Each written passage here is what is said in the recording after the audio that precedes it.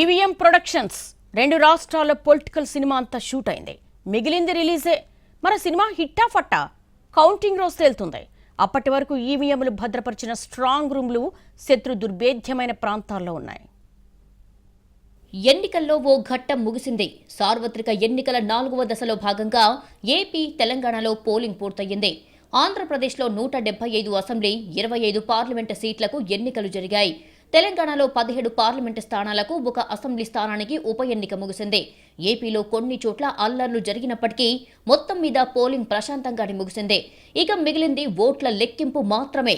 June 4న counting ఉంటుంది.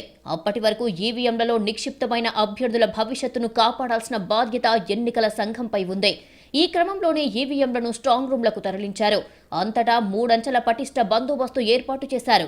Strong rooms దగ్గర 144 section అమల్లో ఉంది. ఆర్మ్డ్ రిజర్వ్, కేంద్ర బలగాలు స్ట్రాంగ్ రూమ్ల వద్ద బహారా కాస్తుంటాయి.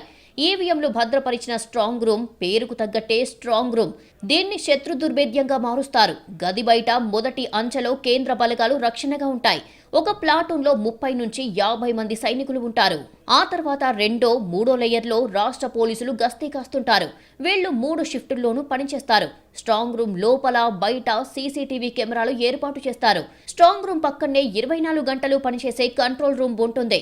స్ట్రాంగ్ రూమ్ తలుపు నిరంతరం సీసీటీవీ కెమెరాల నిఘాలో ఉంటాయి.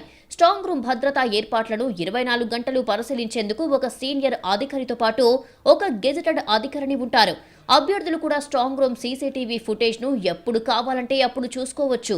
జూన్ 4 వరకు ఈ భద్రత ఇలాగే కంటిన్యూ అవుతుంది. చీమ చిటుక్కుమన్నా అలర్ట్గా ఉంటారు. జూన్ 4న ఉదయం 8 గంటలకు ఓట్ల లెక్కింపు ప్రారంభమవుతుంది. మొదట పోస్టల్ బ్యాలెట్ ఓట్లను లెక్కిస్తారు.